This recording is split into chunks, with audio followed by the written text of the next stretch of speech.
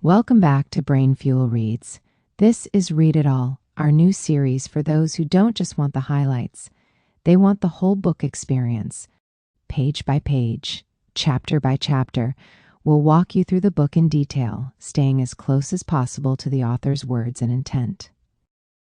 Think of it as reading the book, but in less time and with the flow of an audio journey. Today, we're exploring Adam Grant's Hidden Potential, a book that shatters the myth that greatness is born, showing instead that it's grown, nurtured, and earned through courage, practice, and opportunity. This isn't about being gifted.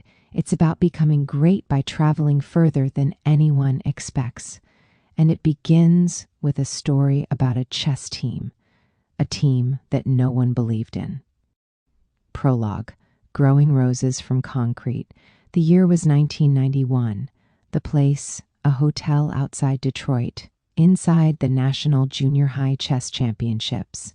The hall was buzzing. Hundreds of kids, some of the brightest young minds in the country, sat down in rows of black and white squares. On one side, Dalton, an elite prep school from New York. Their program was a machine. Kindergartners trained in chess. First graders studied strategy. By the time they were in middle school, they had coaches, mentors, and years of competition experience. They even had Josh Waitzkin, the prodigy whose life would inspire the movie Searching for Bobby Fischer. On the other side, JHS 43 from Harlem. Their team was called the Raging Rooks. They had no prestige, no fancy curriculum, and no private coaches. Just 8 kids, mostly poor, mostly kids of color. One of them had learned chess from a drug dealer in the park. They were outsiders, underdogs, overlooked. When they walked into that tournament hall, heads turned. They didn't fit the image of chess champions. But their coach, Maurice Ashley, saw something others didn't. A Jamaican immigrant in his 20s, Maurice knew that talent is evenly distributed, but opportunity is not.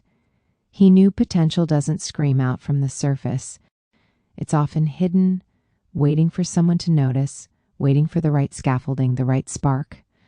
And so he trained them, not like prodigies, but like roses growing in concrete.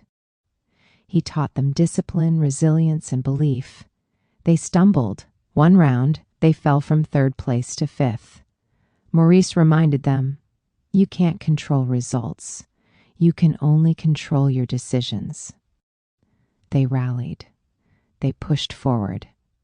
And in the final round, against all odds, the Harlem kids stunned the nation. They tied for 1st place. They became national champions. The world was shocked. But Maurice wasn't. He knew that with the right environment, hidden potential explodes. And that's the heart of this book. Greatness isn't about your starting point. It's about how far you travel. Part 1, Skills of Character, Getting Better at Getting Better. Adam Grant begins with character, not character in the moral sense, though values matter, but character as skills. Character is what allows you to live by your principles even when the world is against you. It's the set of tools that turns intention into action, dreams into discipline, and failure into growth. And these skills aren't fixed. They're not traits you're either born with or not. They're muscles. They can be trained, stretched, strengthened. The first 3 chapters focus on character. Specifically, the courage to embrace discomfort, the capacity to absorb like a sponge, and the wisdom to find strength in imperfection. Let's dive in. Chapter 1, Creatures of Discomfort. Imagine this. You're standing in a foreign country, trying to order food. You stumble over the words, your grammar is off, and people laugh. Most of us would shrink. We'd avoid speaking until we felt ready. But polyglots, people who speak 5, 10, even 20 languages, do the opposite. They throw themselves into the fire. They seek discomfort. Take Benny Lewis. By age 21, he thought he had no talent for languages. He'd studied German, Irish, Spanish. Nothing stuck. 6 months living in Spain, and he still couldn't speak. He decided to make 200 mistakes a day. Yes, you heard that right. His goal wasn't to speak perfectly. His goal was to fail over and over until failure became normal, until embarrassment lost its sting. And it worked. Within months, he was speaking Spanish. Soon after, Italian, then Portuguese, then Arabic. Today, he teaches others how to become conversational in new languages in just a few months. Sarah Maria Hasbun had a similar story. Despite struggling with Spanish as a teen, she leaned into discomfort as an adult, greeting strangers in Slovak, practicing sign language in Beijing, even giving a wedding toast in Cantonese. She discovered that growth lives in awkwardness. And then there's Steve Martin. Today, he's one of the most successful comedians alive, but when he started, he bombed. Audiences sat in silence. Hecklers mocked him. At one point, someone even threw a glass of wine at him on stage. He could have quit. Instead, he chose discomfort. He forced himself to write, even though he hated it. Writing sharpened his jokes. Performing sharpened his delivery. Little by little, through humiliation and awkwardness, he became a master. The message is clear. The road to greatness is paved with discomfort. So ask yourself, where in your life are you avoiding discomfort? Where are you waiting until you're ready? Remember this, you don't get ready and then act. You act, and through action, you become ready. Chapter 2, Human Sponges. Now let's talk about adaptability, the ability to absorb, filter, and grow. Nature gives us a perfect metaphor, the sea sponge. It doesn't just soak in everything, it filters. It keeps what nourishes, ejects what harms, and adapts to survive for thousands of years. Humans who thrive do the same. Melody Hobson grew up in poverty in Chicago.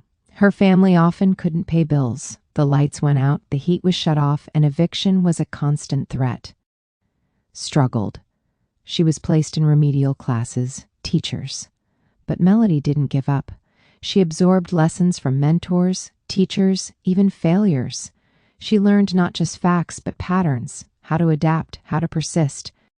She earned her way into Princeton. She became co-CEO of Ariel Investments. She now chairs Starbucks board and is considered one of the most influential leaders in business. Her rise wasn't about privilege or raw IQ. It was about being a sponge, soaking up wisdom, filtering noise, adapting faster than others. And here's the secret. It's not the hardest worker who always wins. It's the one who learns best from the work. Effort without learning is like running in circles. Progress comes when effort is paired with reflection, feedback, and adaptation. So think about your own journey. Are you just working harder? Or are you working smarter by being a sponge, absorbing, filtering, and adapting every step of the way? Chapter 3, The Imperfectionists. Finally, let's talk about imperfection. We live in a world obsessed with flawless performance, perfect resumes, perfect test scores, perfect execution. But perfection is an illusion, and chasing it often holds us back. The world's greatest achievers, they're not perfectionists, they're imperfectionists. Imperfectionists act before they're ready. They ship the draft, launch the prototype, take the shot. They know mistakes aren't proof of weakness, they're the raw material of growth. Think of Thomas Edison. He didn't invent the light bulb in one stroke of genius. He tested thousands of filaments, failing again and again, until he found one that worked. Think of athletes who stumble in early competitions but keep refining. Or entrepreneurs whose first businesses fail, only to build billion-dollar companies later. Imperfectionists see failure not as the opposite of success, but as part of success. Grant emphasizes this point. Striving for flawlessness can paralyze you, but embracing imperfection accelerates you because each imperfection is feedback, and feedback is fuel. So ask yourself, where are you waiting for perfection before you act? What could you start now, imperfectly, that would put you on the path to mastery? The first part of Hidden Potential gives us 3 powerful lessons. Ungrowth begins in discomfort. It's sustained by being a sponge, and it accelerates when we embrace imperfection. They are skills anyone can build, skills you can start practicing today. So as you reflect, ask yourself, where in my life am I avoiding discomfort? How can I become more sponge-like, filtering and adapting? And where can I act now, imperfectly, instead of waiting for flawless conditions? Remember, roses grow in concrete not because the soil is perfect, but because they push through cracks anyway. And so can you. Section 2, Part 2, Structures for Motivation. We've seen how character skills help us get better at getting better. But let's be real, even the strongest character skills don't make us invincible. We all face burnout. We all lose momentum. We all hit walls where we feel stuck. That's where structures come in, scaffolding that helps us climb higher than we could on our own. Scaffolding isn't permanent. It's support that helps us grow until we no longer need it. Part 2 of Hidden Potential gives us 3 lessons: how to transform the daily grind into passion, how to get unstuck by taking detours, and how to defy gravity with the help of others. Chapter 4, Transforming the Daily Grind.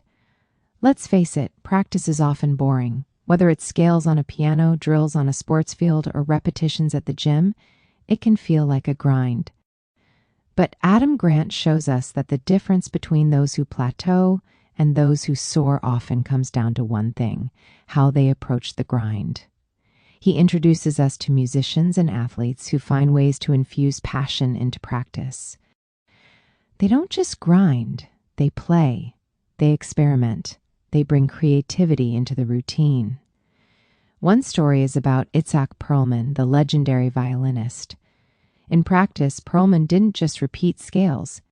He played with them, bending them, stretching them, injecting joy into repetition. For him, practice wasn't punishment, it was play. Contrast that with athletes who burn out.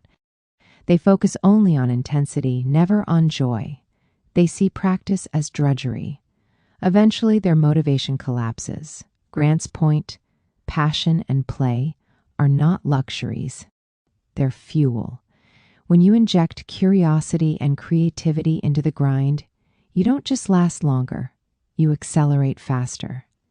Think of your own life. What routines feel dull, repetitive, draining? Could you flip the script? Find a way to gamify, to experiment, to rediscover joy in the grind? Because passion isn't something you wait to feel. It's something you build by how you practice. Chapter 5, Getting Unstuck. Now let's talk about being stuck. It feels like failure. But Grant reminds us being stuck doesn't mean the end. It often means you need a detour. Always a straight line, sometimes the fastest way. Take NASA, for example. When the Apollo program faced technical dead ends, engineers didn't push harder on the same solution. They circled around, explored alternatives, and sometimes stumbled into breakthroughs they never would have found otherwise. Grant calls this the roundabout path to progress.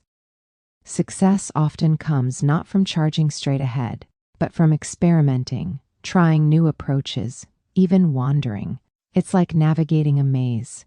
If one corridor is blocked, you don't keep banging your head against it. You turn, explore, circle back, and eventually, you find the way through. In life, the same applies. Being stuck isn't proof you're failing, it's proof you're searching. And sometimes, the detour is the real path. So next time you feel stuck, don't despair. Ask, what's the sideways move I haven't tried? What's the roundabout route that might still take me forward?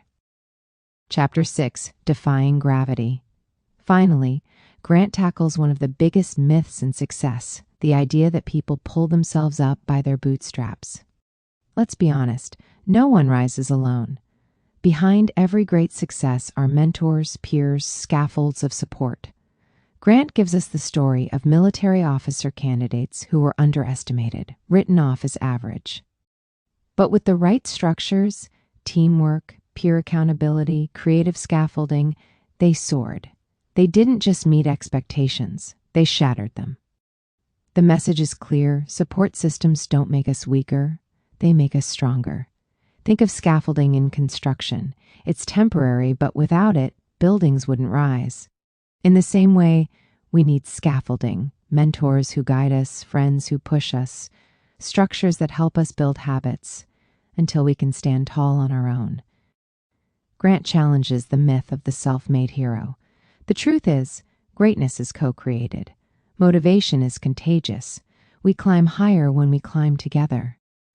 So ask yourself, who's in your scaffolding? Who supports your growth? And whose growth are you scaffolding in return? Infuse passion into the grind, turn practice into. In C, being stuck as a detour. Sometimes the roundabout path is the real path. And remember, you don't have to do it alone. With the right scaffolding, you can climb higher than you ever imagined. Motivation isn't just willpower.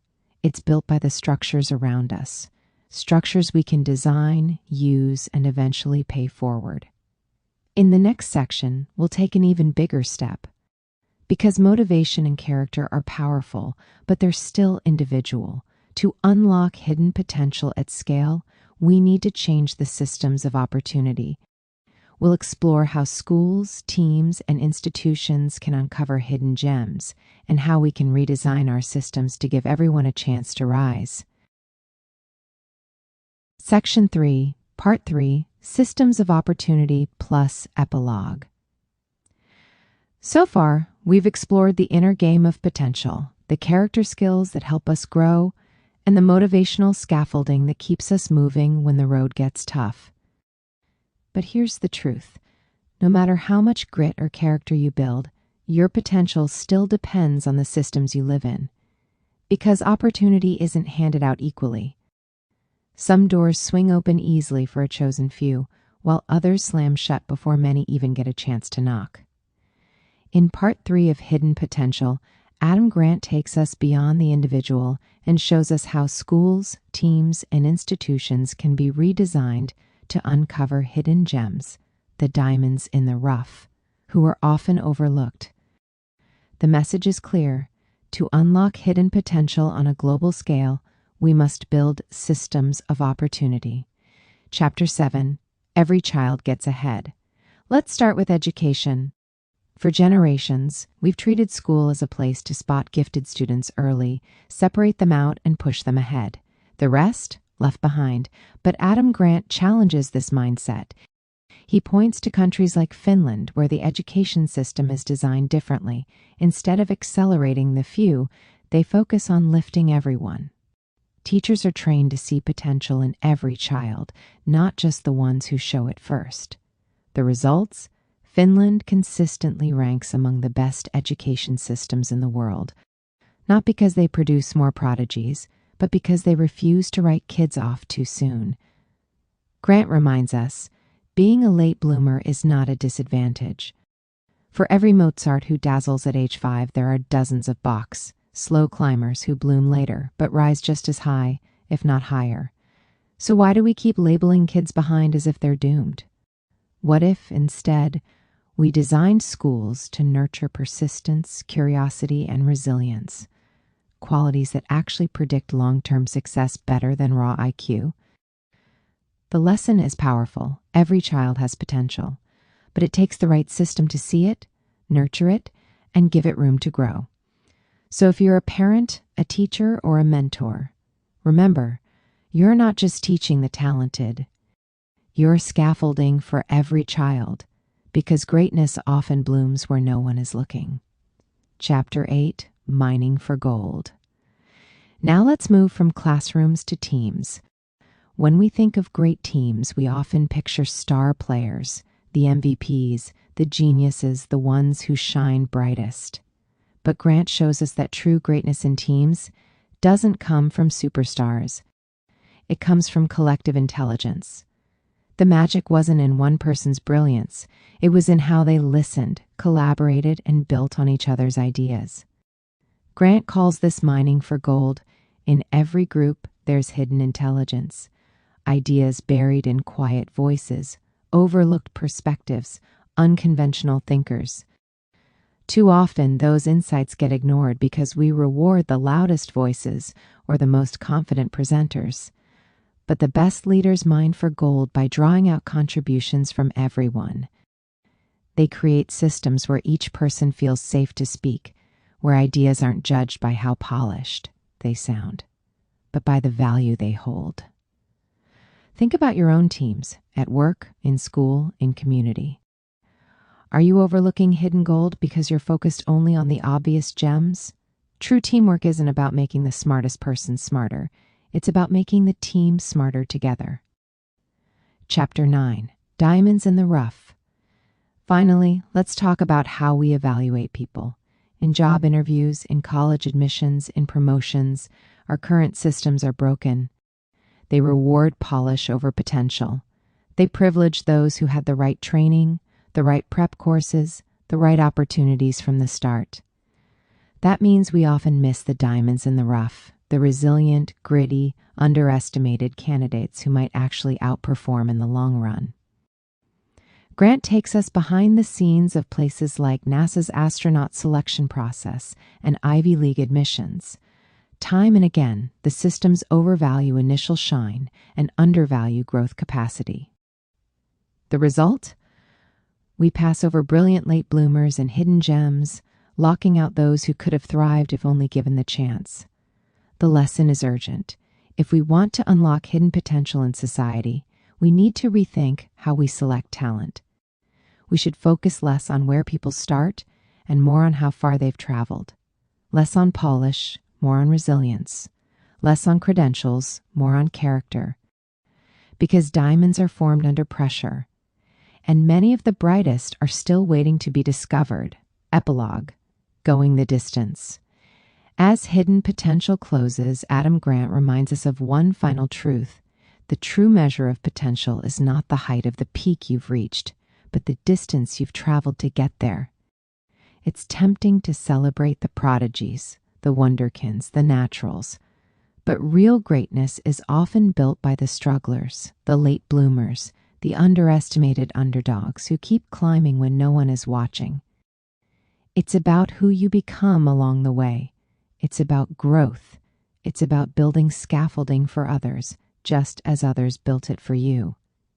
As Maurice Ashley, the chess coach, proved with the Raging Rooks, greatness doesn't just happen in the privileged halls of elite schools. It can bloom in Harlem, in overlooked communities, in anyone who dares to rise. The achievement, he said, is in the growing, and that's what this book leaves us with. An invitation. An invitation to see potential in ourselves even when it's hidden, to create scaffolding for others, and to design systems that lift everyone, not just the chosen few. Because hidden potential isn't rare. What's rare is the courage, the support, and the opportunity to bring it out. Closing call to action. That concludes our extended chapter-by-chapter journey through Hidden Potential by Adam Grant. If this inspired you, imagine what it could do for someone you know. Share it, discuss it, and most of all, act on it. Embrace discomfort, absorb like a sponge. Celebrate imperfection, transform your grind. Take detours, build scaffolding, and most importantly, create systems where hidden potential can thrive. And if you enjoyed this summary, don't forget to like and subscribe to BrainFuel Reads, where we bring you the most worth-read books in audio form so you can fuel your mind and unlock your own potential. Remember, the true measure of your potential is not where you started, but how far you've come. Keep climbing, keep growing, and keep going the distance.